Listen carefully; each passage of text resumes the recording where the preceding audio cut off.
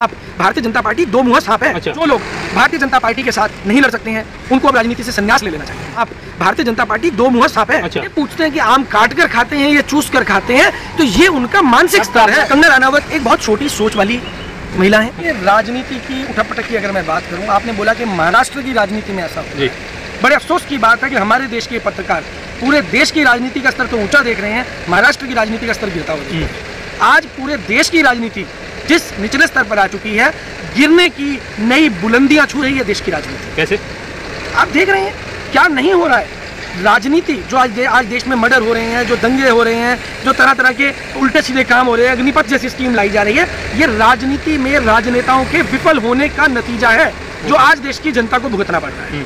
और रही बात महाराष्ट्र की, आपने बोला कि उद्धव ठाकरे जी जो है वो झोला पैक करके चले गए हैं। देखिए, मुझे ऐसा लगता है कि ये सही समय है। जो लोग भारतीय जनता पार्टी के साथ नहीं लड़ सकते हैं उनको अब राजनीति से संन्यास ले लेना चाहिए। केवल उस जो मुख्यमंत्री आवास है उसको नहीं छोड़ना चाहिए। और भी जितने लोग राजनीति में भारतीय जनता पार्टी से नहीं लड़ सकते हैं और सही मायने में वो देश का विकास चाहते हैं देश को एक अच्छा विकल्प मिले, तो वो आज देश की राजनीति से संन्यास। कहा जा रहा है कुछ लोगों के द्वारा कि पालघर में जो साधुओं की हत्या हुई थी उसका श्राप लग गया उद्धव ठाकरे। देखिए, ये जो चीज़ें बनाई जाती हैं कि श्राप लग गया या ये सब चीज़ें बनाई जाती हैं, या कुछ गंजे खुद को चाणक्य नाम से पुकारते हैं। कुछ गंजे कौन? आप समझदार हैं जो कहते हैं कि गंजा होने का मतलब ही चाणक्य होता है। खरीद फरोख्त करने वाले को दलाल बोला जाता है, वो चाणक्य नहीं होता है। अच्छा। चाणक्य बनना एक बहुत ऊंचा है। वो दो खरीद फरोख्त कर रहे हैं। आप बताइए, देश के गृह मंत्री क्या खरीद फरोख्त में लिप्त नहीं है? क्या खरीद फरोख्त कर रही है? नेताओं की खरीद फरोख्त, एमएलए की खरीद फरोख्त। हमारा इससे कोई लेना देना ही नहीं है। देखिए, अभी जब तक महाराष्ट्र में भारतीय जनता पार्टी की सरकार नहीं बन जाती है, तब तक आप और मैं कैसे साबित करेंगे कि उनका कुछ लेना देना है? ये तो लेना देना तभी साबित होगा जब महाराष्ट्र के अंदर भारतीय जनता पार्टी या उसके सहयोगी दलों की सरकार बनेगी। महाराष्ट्र में जो भी हो रहा है राजनीति में, वो क्या वो सही हो रहा है? देखिए, हमें ऐसा लगता है कि अब आने वाले समय के अंदर ये जो चीज़ें हो रही हैं वो बहुत सही हो रही हैं, क्योंकि देश को एक नए विकल्प की ज़रूरत है। और वो विकल्प देशभक्तों का विकल्प चाहिए, एक मजबूत विकल्प चाहिए, एक ठोस विकल्प चाहिए, जो इन गुंडे नेताओं के, जो नेता आज के देश के अंदर जो नेता हैं, जो गुंडे सत्ता के अंदर पहुंच गए हैं, उनके घरों पर भी बुलडोजर चला है। आपके देश के नेताओं को गुंडे कह रहे हैं, जिनको जनता चुनती है, 130 करोड़ जनता ने चुन के नुमाइंदे बैठाए, उनको आप गुंडे कह रहे हैं। देखिए, आप कह रहे हैं कि 130 करोड़ लोगों ने उन्हें चुना। आप वोटिंग का आंकड़ा निकाल कर देखिए, 130 करोड़ लोगों ने वोट नहीं डाला है। ये केवल सत्ता में जो लोग बैठे थे उन लोगों ने टेक्नोलॉजी के माध्यम के साथ में आप कुछ भी कर सकते हैं। टेक्नोलॉजी के थ्रू आप वोटों का तुष्टीकरण भी कर सकते हैं, वोटों को प्रभावित भी कर सकते हैं। और इसी तरीके से 40 करोड़ लोग, 50 करोड़ लोग अगर वोट डालते हैं तो 140 करोड़ लोगों पर राज भी किया जा सकता है। तो यही प्रक्रिया जो है वो अपनाई गई, जिसके थ्रू आज जनता को शोषित होना पड़ रहा है। आपको नहीं लगता कि कंगना रनावत ने एक भविष्यवाणी की थी जब उनके घर का छज्जा टूटा था?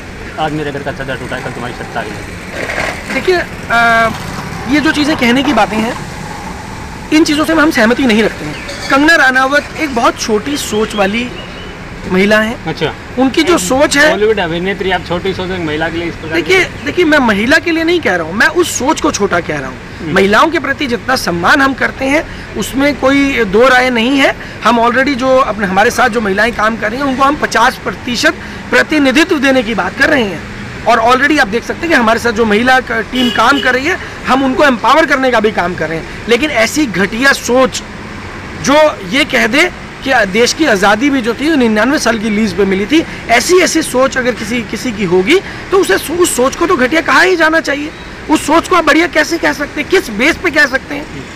मैं किसी को तो अच्छा बुरा नहीं कर रहा, आप है ना बुरा गंदी सोच। देखिए, हमने तो जो सोच घटिया थी उसको घटिया बोला ना।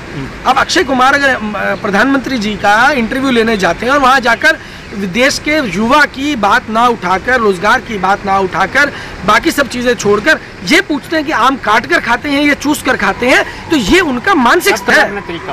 देखिए, तरीका है तो देश के प्रति पूछेंगे ना।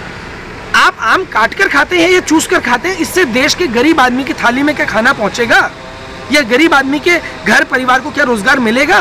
तो समस्या ये है कि वो लोग जो पूरे प्लान्ड तरीके से किए जाते हैं, वो लोग अपने मानसिक स्तर का प्रदर्शन वहाँ पर करते हैं। देखिए, ऐसा नहीं है, ये खरीद फरोख्त कोई एक दिन का काम नहीं है, लेकिन इसके पीछे का जो समस्या वो आपको समझने की ज़रूरत है।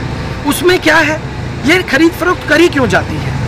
ये लोग सत्ता में बने रहने का जो लालच है ना, उसके पूर्ति के लिए ऐसा काम करते हैं। ये इनको किसी जनता से मतलब नहीं है, गरीब की रोटी से मतलब नहीं है, रोजगार से मतलब नहीं है, किसानों से मतलब नहीं है, किसी कर्मचारी से, सरकारी कंपनी के जिन लोगों को बेचा, ट्रेनों को बेचा जा रहा है रेलवे से, या एयर इंडिया को बेचा गया उसको, या पेट्रोलियम कंपनियों को उन लोगों के रोजगार से इनको संबंध नहीं है।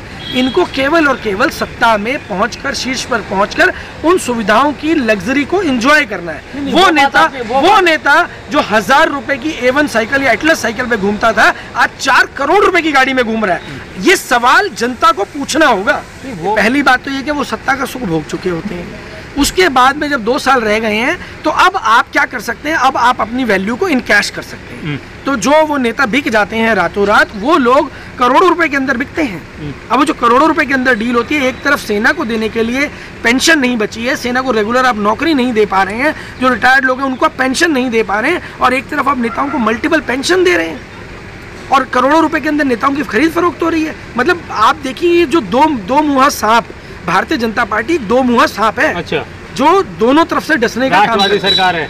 देखिए, राष्ट्रवादी सरकार जो जनता को, अगर वो डस रही है, गरीबों को डस रही है, मजदूरों को डस रही है, तो ये तो वो जनता तय करेगी जिसको डसा जा रहा है कि राष्ट्रवादी सरकार है या गद्दारों की सरकार है। महाराष्ट्र में जो उद्धव ठाकरे सरकार चली हुई है, उसके राज को आप सही मानते हैं, सही है या सही गलत है चल रहा है? देखिए, सरकार कोई भी हो, अगर वो जनता के हित में काम कर रही है तो उसकी तारीफ होनी चाहिए।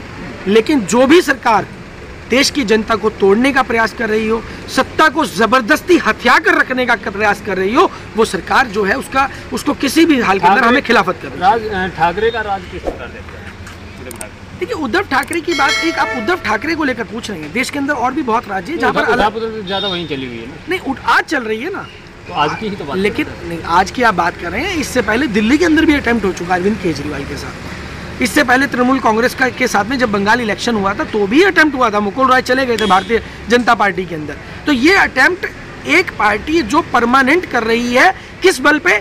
धन के बल पे, बाहुबल पे, इन चीज़ों के बल पे जो प्रयास कर रही है, वो शायद ये भूल गए हैं कि कभी एक समय था जब इंदिरा इज इंडिया और इंडिया इज इंदिरा बोला जाता था। जब वो नहीं रही तो तुम भी सत्ता में नहीं रहोगे, और तब तुम्हारा क्या हश्र होगा, ये सोचना जरूरी है। अब मुझे लगता है, निजी तौर पर मुझे लगता है कि संभव नहीं है कि किसी एमएलए का अपहरण कर लिया जाए। ऐसा प्रयास कोई भी नहीं कर पाएगा और ऐसा संभव भी नहीं है। आप एमएलए के घर पे जाकर तो देखिए, आप जहाँ रहते होंगे या जो आपके व्यूअर्स सुन रहे हैं, अगर वो अपने एमएलए के ऑफिस में जाएंगे, वहाँ से उस अपहरण करना तो दूर, एमएलए को मिल पाना भी संभव नहीं होता आज के समय के अंदर। देखिए, वो देखिए, जब कोई व्यक्ति अपमानित हो जाता है, जब उसकी पोल पट्टी खुल जाती है, जब उसके बिकने की एक चीज पब्लिकली खुल जाती है, तो वो अपने बचाव में कुछ तो कहेगी, कुछ ना कुछ उटपटांग बयान तो देगा ना। तो ये बयान वो जो आ रहे हैं वो उटपटांग बयान है। मैं इनको ऐसा मानता हूं। संजय राउत ने तो बयान दिया है कि हम सड़कों पे भी लड़ सकते हैं, इन धमकियों को किस प्रकार देखते हैं? देखिए, मुझे ये नहीं लगता कि आप भारतीय जनता पार्टी से सड़क पे लड़ पाएंगे, क्योंकि जिस तरीके से गुंडागर्दी के ऊपर बागी विधायक उनको काम है।